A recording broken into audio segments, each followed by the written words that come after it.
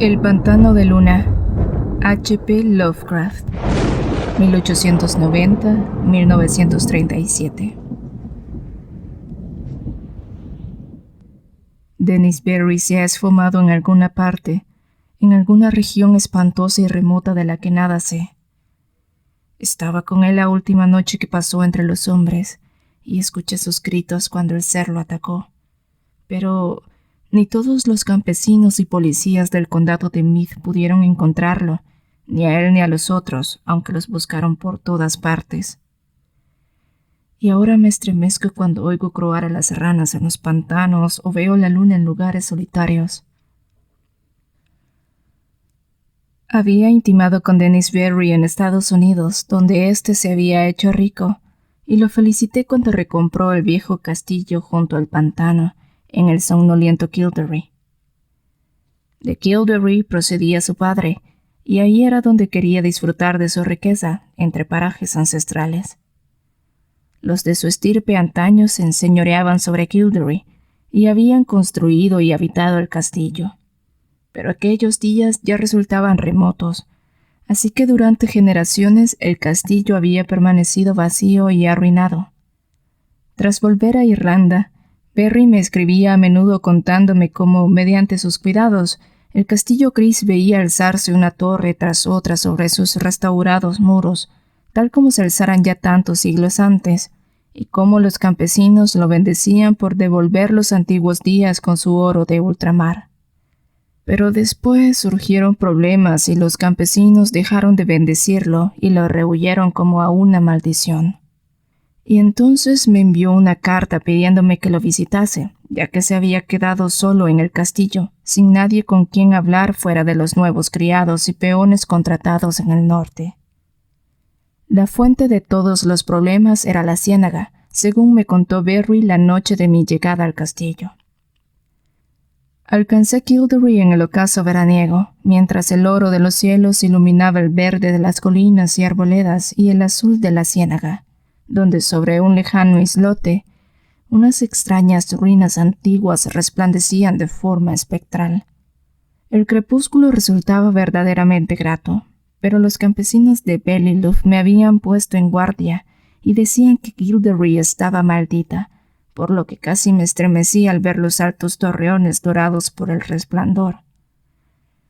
El coche de Berry me había recogido en la estación de Ballylouth, ya que el tren no pasa por Kildare.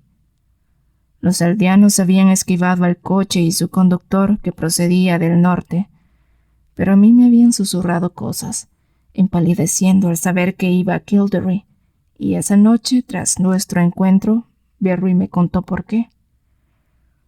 Los campesinos habían abandonado Kildare porque Dennis Berry iba a desecar la gran ciénaga. A pesar de su gran amor por Irlanda, Estados Unidos no lo había dejado intacto y odiaba ver abandonada la amplia y hermosa extensión de la que podía extraer turba y desecar las tierras.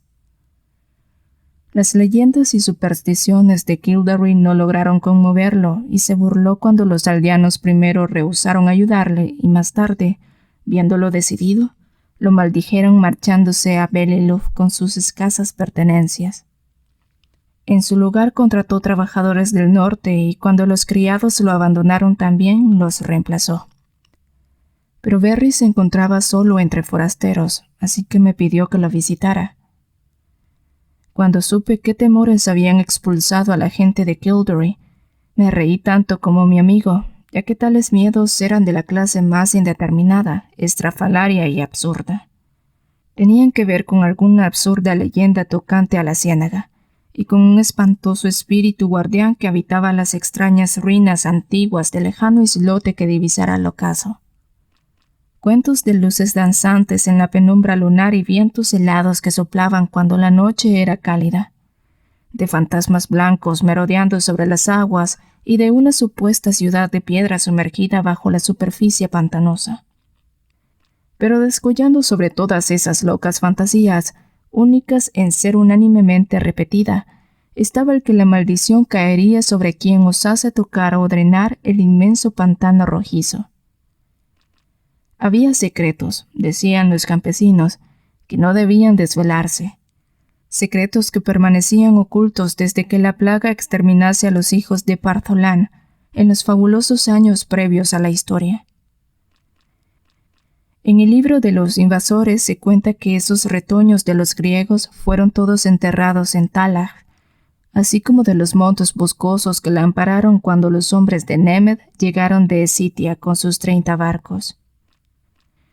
Tales eran los absurdos cuentos que habían conducido a los aldeanos al abandono de Kildare, y al oírlos no me resultó extraño que Denis Berry no hubiera querido prestarles atención. Sentía, no obstante, gran interés por las antigüedades, y estaba dispuesto a explorar a fondo el pantano en cuanto lo desecasen. Había ido con frecuencia a las ruinas blancas del islote, pero, aunque evidentemente muy antiguas y su estilo guardaba muy poca relación con la mayoría de las ruinas irlandesas, se encontraba demasiado deteriorado para ofrecer una idea de su época de gloria.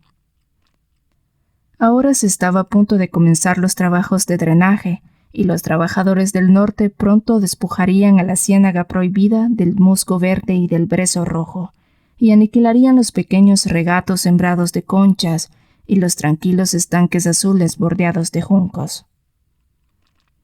Me sentí muy somnoliento cuando Berry me hubo contado todo aquello, ya que el viaje durante el día había resultado fatigoso y mi anfitrión había estado hablando hasta bien entrada la noche. Un criado me condujo a mi alcoba, que se hallaba en una torre lejana, dominando la aldea y la llanura que había al pie del pantano, así como la propia ciénaga, por lo que, a la luz lunar, pude ver desde la ventana las silenciosas moradas abandonadas por los campesinos, y que ahora alojaban a los trabajadores del norte, y también columbré la iglesia parroquial con su antiguo capitel. A lo lejos, en la ciénaga que parecía al acecho, las remotas ruinas antiguas, resplandeciendo de forma blanca y espectral sobre el islote. Al tumbarme, creí escuchar débiles sonidos en la distancia, sones extraños y medio musicales que me provocaron una rara excitación que tiñeron mis sueños. Pero la mañana siguiente, al despertar, sentí que todo había sido un sueño, ya que las visiones que tuve resultaban más maravillosas que cualquier sonido de flautas salvajes en la noche. Influida por la leyenda que me había contado Berry, mi mente había merodeado en sueños en torno a una imponente ciudad, ubicada en un valle verde cuyas calles y estatuas de mármol, villas y templos, frisos e inscripciones evocaban de diversas maneras la gloria de Grecia. Cuando compartí ese sueño con Berry, nos echamos a reír juntos, pero yo me reía más porque él se sentía perplejo ante la actitud de sus trabajadores norteños. Por sexta vez se habían quedado dormidos, despertando de una forma muy lenta y aturdidos, actuando como si no hubieran descansado, aun cuando se habían acostado temprano la noche antes. Esa mañana y tarde deambulé a solas por la aldea bañada por el sol, hablando aquí y allá con los fatigados trabajadores, ya que Berry estaba ocupado con los planes finales para comenzar su trabajo de desecación. Los peones no estaban tan contentos como deberían, ya que la mayoría parecía desasosegada por culpa de algún sueño, aunque intentaban en vano recordarlo. Les conté el mío, pero no se interesaron por él hasta que no mencioné los extraños sonidos que creí oír. Entonces me miraron de forma rara y dijeron que ellos también creían recordar sonidos extraños. Al anochecer, Berry cenó conmigo y me comunicó que comenzaría el drenaje en 2 días. Me alegré, ya que aunque me disgustaba ver el musgo y el brezo y los pequeños regatos y lagos desaparecer, sentía un creciente deseo de posar los ojos sobre los arcaicos secretos que la aprieta turba pudiera ocultar. Y esa noche el sonido de resonantes flautas y peristillos de mármol tuvo un final brusco e inquietante, ya que vi caer sobre la ciudad del valle una pestilencia, y luego la espantosa avalancha de las laderas boscosas que cubrieron los cuerpos muertos en las calles y dejaron expuesto tan solo el templo de Artemisa en lo alto donde Cleis, la anciana sacerdotisa de la luna, yacía fría y silenciosa con una corona de marfil sobre sus sienes de plata. He dicho que desperté de repente y alarmado.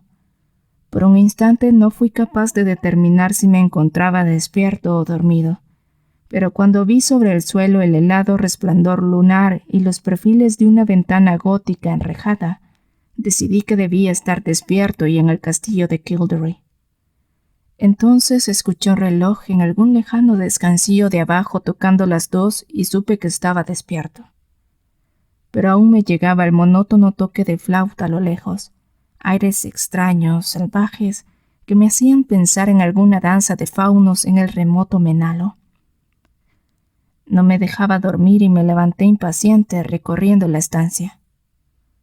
Solo por casualidad llegué a la ventana norte y oteé la silenciosa aldea, así como la llanura al pie de la ciénaga. No quería mirar, ya que lo que deseaba era dormir, pero las flautas me atormentaban y tenía que hacer o mirar algo. ¿Cómo sospechar lo que estaba a punto de contemplar? Allí, a la luz de la luna que fluía sobre el espacioso llano, se desarrollaba un espectáculo que ningún mortal, habiéndolo presenciado, podría nunca olvidar. Al son de flautas de caña que despertaban ecos sobre la ciénaga, se deslizaba silenciosa y espeluznantemente una multitud entremezclada de oscilantes figuras, acometiendo una danza circular como las que los silesianos debían ejecutar en honor a Demeter en los viejos días, bajo la luna de cosecha junto a Ciane.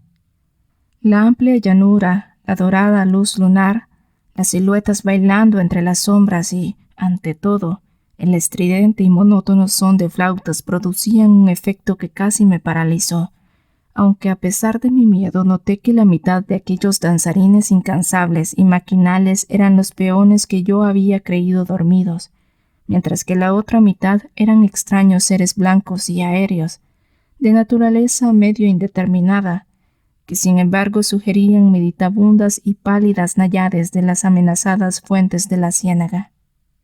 No sé cuánto estuve contemplando esa visión desde la ventana del solitario torreón antes de derrumbarme bruscamente en un desmayo sin sueños del que me sacó el sol de la mañana, ya alto. Mi primera intención al despertar fue comunicar a Dennis Berry todos mis temores y observaciones, pero en cuanto vi el resplandor del sol a través de la enrejada ventana oriental, me convencí de que lo que creía haber visto no era algo real. Soy propenso a extrañas fantasías, aunque no lo bastante débil como para creérmelas, por lo que en esta ocasión me limité a preguntar a los peones, que habían dormido hasta muy tarde y no recordaban nada de la noche anterior, salvo brumosos sueños de sones estridentes. Este asunto del espectral toque de flauta me atormentaba de veras y me pregunté si los grillos de otoño habrían llegado antes de tiempo para fastidiar las noches y acosar las visiones de los hombres. Más tarde encontré a Berry en la librería, absorto en los planos para la gran faena que iba a acometer al día siguiente, y por primera vez sentí el roce del mismo miedo que había ahuyentado a los campesinos. Por alguna desconocida razón sentía miedo ante la idea de turbar la antigua ciénaga y sus tenebrosos secretos, e imaginé terribles visiones yaciendo en la negrura bajo las insondables profundidades de la vieja turba. Me parecía locura que se sacase tales secretos a la luz y comencé a desear tener una excusa para abandonar el castillo y la aldea. Fui tan lejos como para mencionar de pasada el tema a Berry, pero no me atreví a proseguir cuando soltó una de sus resonantes risotadas. Así que guardé silencio cuando el sol se hundió llameante sobre las lejanas colinas y Kildare se cubrió de rojo y oro en medio de un resplandor semejante a un prodigio. Nunca sabré a ciencia cierta si los sucesos de esa noche fueron realidad o ilusión. En verdad trascienden a cualquier cosa que podamos suponer obra de la naturaleza o el universo, aunque no es posible dar una explicación natural a esas desapariciones que fueron conocidas tras su consumación. Me retiré temprano y lleno de temores, y durante largo tiempo me fue imposible conciliar el sueño en el extraordinario silencio de la noche. Estaba verdaderamente oscuro, ya que a pesar de que el cielo estaba despejado, la luna estaba casi en fase de nueva y no saldría hasta la madrugada. Mientras estaba tumbado pensé en Dennis Berry y en lo que podría ocurrir en esa ciénaga al llegar el alba. y me descubrí casi frenético por el impulso de correr en la oscuridad, coger el coche de Berry y conducir enloquecido hacia Beliluf, fuera de las tierras amenazadas. Pero antes de que mis temores pudieran concretarse en acciones, me había dormido y atisbaba sueños sobre la ciudad del valle, fría y muerta bajo un sudario de sombras espantosas. Probablemente fue el agudo son de flautas el que me despertó, aunque no fue eso lo primero que noté al abrir los ojos. Me encontraba tumbado de espaldas de la ventana este, desde la que se divisaba la ciénaga y por donde la luna menguante se alzaría, y por tanto yo esperaba ver incidir la luz sobre el muro opuesto frente a mí. Pero no había esperado ver lo que apareció. La luz, efectivamente, iluminaba los cristales del frente, pero no se trataba del resplandor que da la luna. Terrible y penetrante resultaba el raudal de roja refulgencia que fluía a través de la ventana gótica, y la estancia entera brillaba envuelta en un fulgor intenso y ultraterreno. Mis acciones inmediatas resultan peculiares para tal situación, pero tan solo en las fábulas los hombres hacen las cosas de forma dramática y previsible. En vez de mirar hacia la ciénaga en búsqueda de la fuente de esa nueva luz, aparté los ojos de la ventana, lleno de terror, y me vestí desmañanadamente con la aturdida idea de huir. Me recuerdo tomando sombrero y revólver, pero antes de acabar había perdido ambos sin disparar el uno ni calarme el otro. Pasado un tiempo, la fascinación de la roja radiación venció en mí el miedo, y me arrastré hacia la ventana oeste, mirando mientras el incesante y enloquecedor toque de flautas gemía y reverberaba a través del castillo y sobre la aldea. Sobre la ciénaga caía un diluvio de luz ardiente, escarlata y siniestra, que surgía de la extraña y arcaica ruina del lejano islote. No puedo describir el aspecto de esas ruinas. Debí estar loco, ya que parecía alzarse majestuosa y pletórica, espléndida y circundada de columnas, y el reflejo de llamas sobre el mármol de la construcción hendía el cielo como la cúspide de un templo en la cima de una montaña. Las flautas chirriaban y los tambores comenzaron a doblar, y mientras yo observaba lleno de espanto y terror, creí ver oscuras formas saltarinas que se silueteaban grotescamente contra esa visión de mármol y resplandores. El efecto resultaba titánico, completamente inimaginable, y podría haber estado mirando eternamente de no ser que el sonido de flautas parecía crecer hacia la izquierda. Trémulo por un terror que se entremezclaba de forma extraña con el éxtasis, crucé la sala circular hacia la ventana norte, desde la que podía verse la aldea y el llano que se abría al pie de la ciénaga. Entonces mis ojos se desorbitaron ante un extraordinario prodigio aún más grande, como si no acabase de dar la espalda a una escena que desbordaba la naturaleza, ya que por la llanura espectralmente iluminada de rojo se desplazaba una procesión de seres con formas tales que no podían proceder sino de pesadillas. Medio deslizándose, medio flotando por los aires, los fantasmas de la ciénaga, ataviados de blanco, iban retirándose lentamente hacia las aguas tranquilas y las ruinas de la isla en fantásticas formaciones que sugerían alguna danza ceremonial y antigua. Sus brazos ondeantes y traslúcidos, al son de los detestables toques de aquellas flautas invisibles, reclamaban con extraordinario ritmo a una multitud de tambaleantes trabajadores que le seguían perrunamente con pasos ciegos e involuntarios, trastabillando como arrastrados por una voluntad demoníaca, torpe pero irresistible. Cuando las náyades llegaban a la ciénaga sin desviarse, una nueva fila de rezagados se saqueaba tropezando como borrachos, abandonando el castillo por alguna puerta apartada de mi ventana. Fueron dando tumbos de ciego por el patio y a través de la parte interpuesta de aldea, y se unieron a la titubeante columna de peones en la llanura. A pesar de la altura pude reconocerlos como los criados traídos del norte, ya que reconocí la silueta fea y gruesa del cocinero, cuyo absurdo aspecto ahora resultaba sumamente trágico. Las flautas sonaban de forma horrible y volví a escuchar el batir de tambores procedente de las ruinas de la isla. Entonces, silenciosa y graciosamente, las náyades llegaron al agua y se fundieron una tras otra con la antigua ciénaga, mientras la línea de seguidores, sin medir sus pasos, chapoteaba desmañanadamente tras ellas para acabar desapareciendo en un leve remolino de insalubres burbujas que apenas pude distinguir en la luz escarlata. Y mientras el último y patético rezagado, el obeso cocinero, desaparecía pesadamente de la vista en el sombrío estanque, las flautas y tambores enmudecieron, y los cegadores rayos de las ruinas se esfumaron al instante, dejando la aldea de la maldición desolada y solitaria bajo los tenues rayos de una luna recién acabada de salir. Mi estado era ahora el de un indescriptible caos.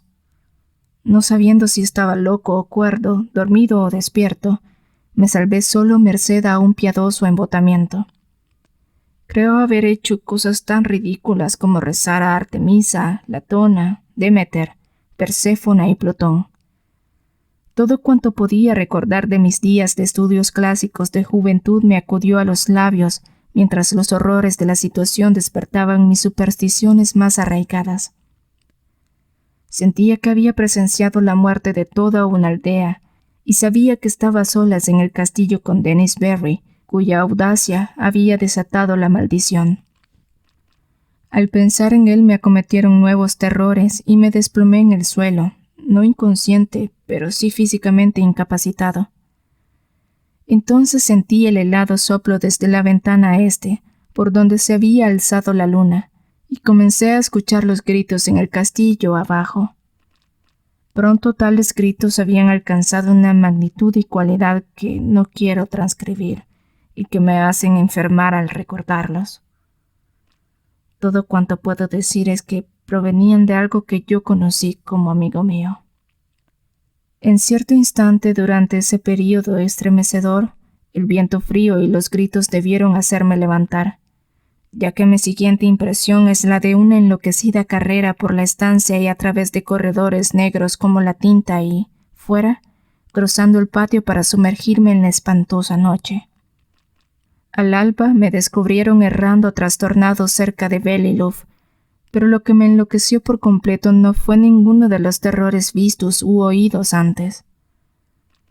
Lo que yo musitaba cuando volví lentamente de las sombras era un par de incidentes acaecidos durante mi huida, incidente de poca monta, pero que me recomen sin cesar cuando estoy solo en ciertos lugares pantanosos o a la luz de la luna. Mientras huía de ese castillo maldito por el borde de la ciénaga, escuché un nuevo sonido. Algo común, aunque no lo había oído antes en Kildare. Las aguas estancadas, últimamente bastante despobladas de vida animal, ahora hervían de enormes ranas viscosas que croaban aguda e incesantemente en tonos que desentonaban de forma extraña con su tamaño. Relucían verdes e hinchadas bajo los rayos de la luna y parecían contemplar fijamente la fuente de luz. Yo seguí la mirada de una rana muy gorda y fea, y vi la segunda de las cosas que me hizo perder el tino. Tendido entre las extrañas ruinas antiguas y la luna menguante, mis ojos creyeron descubrir un rayo de débil y trémulo resplandor que no se reflejaba en las aguas de la ciénaga, y ascendiendo por ese pálido camino, mi mente febril imaginó una sombra leve que se debatía lentamente. Una sombra vagamente perfilada que se retorcía como arrastrada por monstruos invisibles. Enloquecido como estaba, encontré en esa espantosa sombra un monstruoso parecido. Una caricatura nauseabunda e increíble. Una imagen blasfema del que fuera Dennis Berry.